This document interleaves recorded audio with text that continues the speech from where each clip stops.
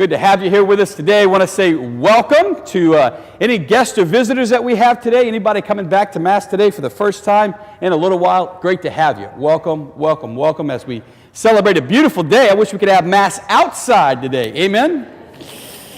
Beautiful. Looking forward not only to celebrating Mass with you, but looking forward to this afternoon. Going to make my way out to Abbeville this afternoon. Word has it from my buddy Father Mike that there are 30-pound catfish that have been biting in the Intercoastal Canal, and I think they need to visit a priest. Just want to offer my pastoral services to any of those fish who feel awkward in the water, would love to be in an ice chest maybe instead. And so if you could pray for me that ministry would be successful this afternoon, that'd be great. Usually when we fish together, we'll either fish in either DeLarge or Grand Isle, or when the weather gets cool like this, I'll begin to make my way out to Abbeville on Sunday afternoons, and we'll fish Sunday night and then Monday morning and make my way back on Monday afternoon. And when we're in Abbeville, I'm in uncharted waters. I did not grow up in that area of the state, and so I really don't know where I'm going. So we get in the boat together, and he starts driving, and because I don't know where we're going, I don't really know where we're at. And everything just kind of looks the same. Funny thing about going somewhere, if you don't know where you're going, it's real easy to get lost. Amen? Memories of being a kid and my dad driving.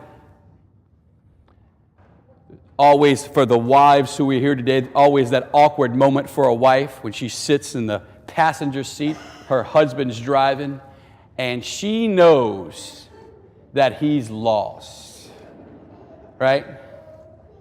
So she's thinking to herself, should I say something? No. And time goes on, she looks at her watch, she doesn't recognize anything, she wants to say something to him. He's driving, and there's that really awkward moment where he doesn't want to hear what he's about to hear. Honey, are we lost? Now he knows he's about to lie to her. And she knows that he knows that she knows he's about to lie to her, right? I remember sitting in the car when I was a kid, watching this all unfold in the car. My dad's driving, my mom's sitting there, and my mom asked my dad that question, and my dad knows that he's going to lie to my mom, and my mom knows that he's going to lie to my mom, and we all know that he's going to lie to my mom, right? So here comes the husband. Oh, we lost? No. Just taking a different route today. Used to be that you used to have to read a map, right? You had to know how to read a map if you were going to be going somewhere. Then they came up with those little, Magellan things, or the GPS thing that you could stick to the dashboard of your car, and now you don't even need that. You just need a phone, right? My newest girlfriend, her name is Siri. She's so nice to me. She's got that beautiful voice. She's like, please enter your destination. I'm like, Siri, you asked so nicely. I would love to do that. But something about she'll never let me start unless I know where I'm going. Women, so demanding.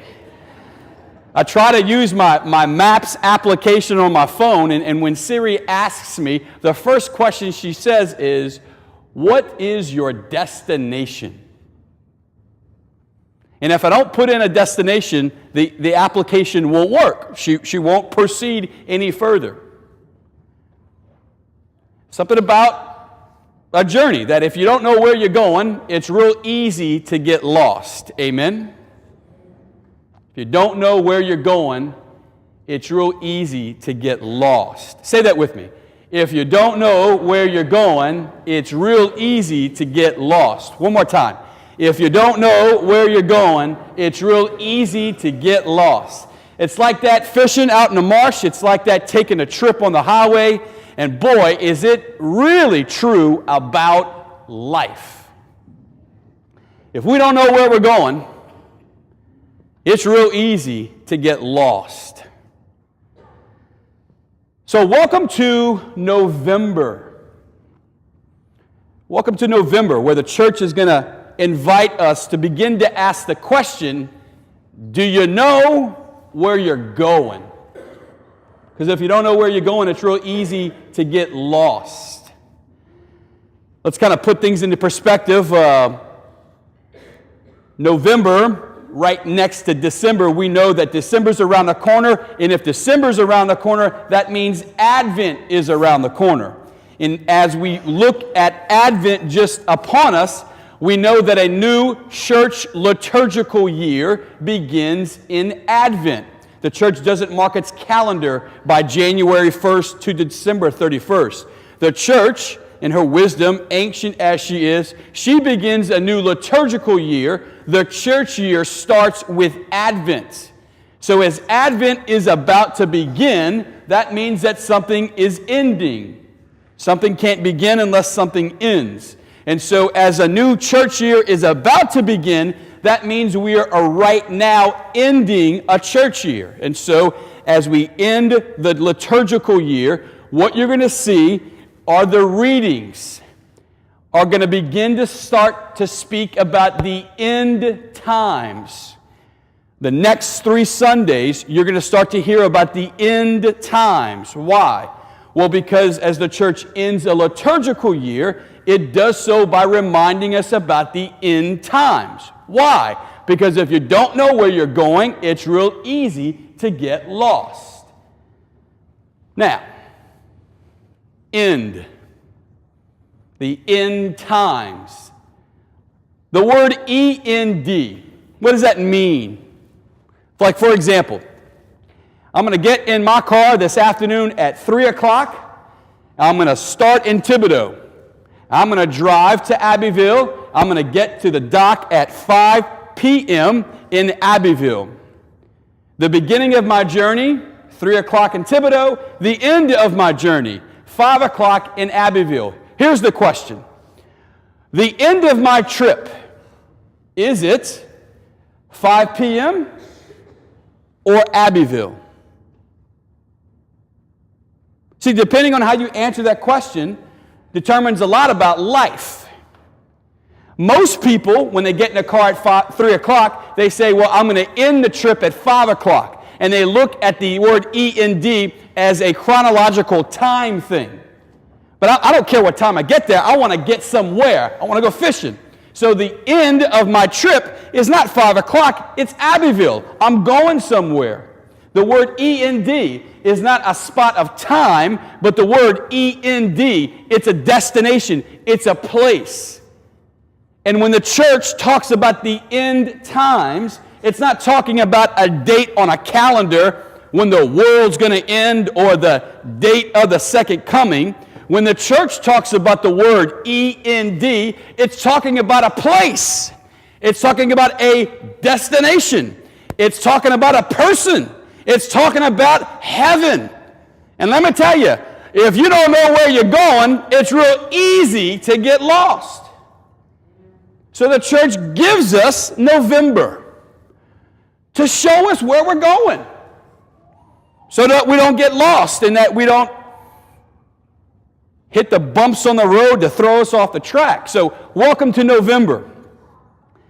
November 1st, Friday. This past Friday was All Saints' Day. Then right after that is All Souls' Day. All Saints' Day tells us about the people who have died and who have made it to the destination. Then the very next day, yesterday, was All Souls' Day, where we celebrate those who have died and we hope they make it to the destination. Beautiful traditions in South Louisiana of washing tombs and painting the tombs. This beautiful tradition about us honoring those who have died. Now here's the thing. It's real easy for us to live our life focused on the things of this world. And if the only thing that you and I focus on is on the things of this world, if we don't ever ask ourselves where we're heading, then it's real easy to get lost. I was cooking dinner Friday night, at a dinner party that I sold at an auction, and some folks bought the dinner, and I was cooking dinner for a party of 12, and I was sitting in the kitchen listening to the conversation at the dinner table. Folks my age. Now, 20 years ago, when they were in their 20s, the folks who were sitting at that dinner table would have probably been talking about going out and having a good time and maybe dating and getting married. And now, 20 years later, they're all in their 40s. What are they talking about? Their kids. Talking about how their kids did this and their kid did that and who's dating who and that teacher said this and what church do they go to or what school do they go to. And what happens in life is this. You're younger, and all of a sudden you get married, and things happen fast. Your kids, you get absorbed in your kid's life, and after you get absorbed in your kid's life, they get into the high school, and you get into high school with them, and then all of a sudden they go to college, and it's empty nest, and you look at your spouse, and you got to fall in love all over again, and you go through that season of retirement, and what will happen is life goes by fast, just like that. And it's easy in the speed of life to be so focused on the things of this world, and we take our eyes off of the destination. It's real easy for us in life just to get caught up in life, and sometimes without even knowing it, you get lost on the journey. And every once in a while, something will happen that will remind us of what life is all about. And that thing is called death.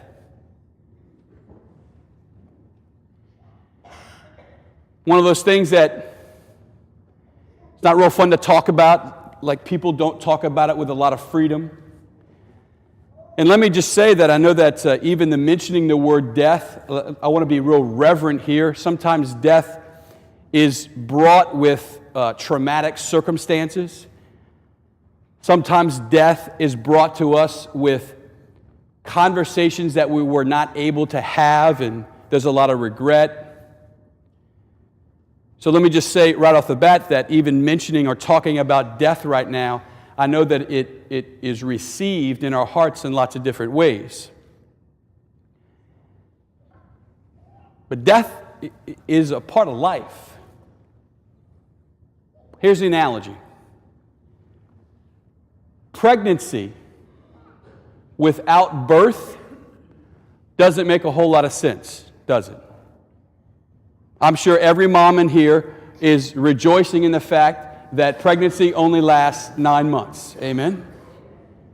Good thing pregnancy doesn't go on for 15 years. Amen?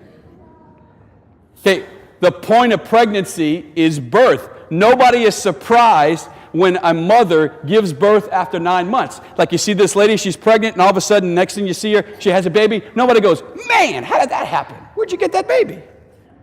Like none of us are surprised when birth comes with pregnancy. The point of pregnancy is to lead us to birth.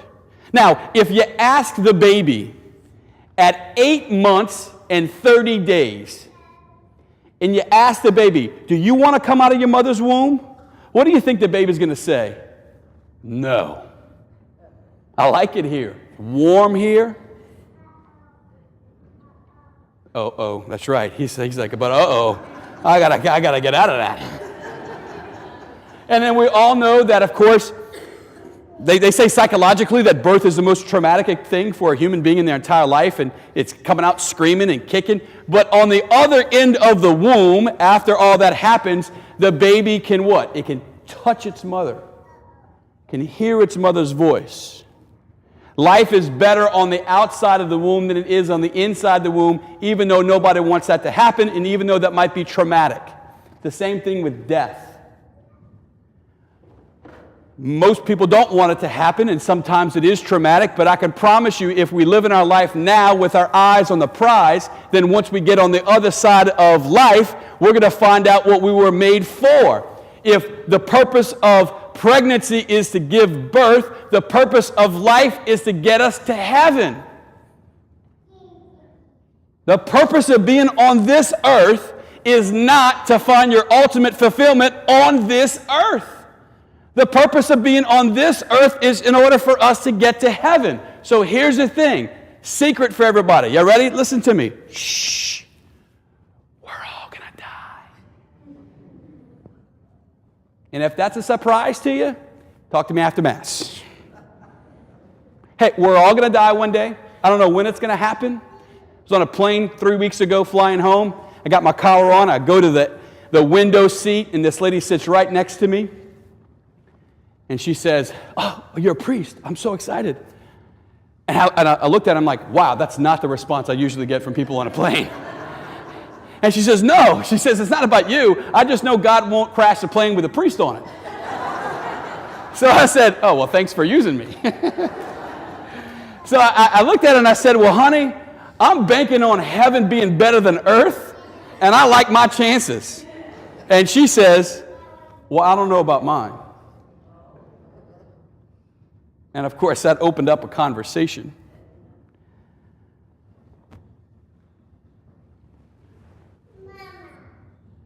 But it's got to be a lot of anxiety to be scared to fly if you're scared to die. A lot of anxiety in life if you're scared to die. Boy, it's real easy to get lost if we don't know where we're going. That's why the church gives us All Saints Day, All Souls Day, the whole month of November, talking about the end times, so that you and I might know that we're supposed to live our lives on earth in preparation for an ultimate destination, a place, the end for which we were made. So I want to just offer a couple words of encouragement. If somebody in the congregation right now and you're just saying to yourself, wow, Father Mark, I never even thought about those questions. Hey, welcome home. Because you need to start asking those questions. If you find yourself today just a little lost on the journey, hey, I want to say welcome home. We all get a little lost on the journey. But what's going to help you get back on the path is not some hip instructions, but just kind of reorienting your GPS to make sure that at some point you actually plugged in an end destination. And if you find yourself a little lost, I just want to say welcome home. Let's make sure that we know where we're going. And finally, to all of us today, I just hope that maybe every once in a while you take stock of your life and ask yourself one question. Where are you going? And is your life pointed in the direction now that will eventually get us to where we're heading? You don't have to be afraid of death. And you don't have to be afraid of life. If at every moment we know where we're going.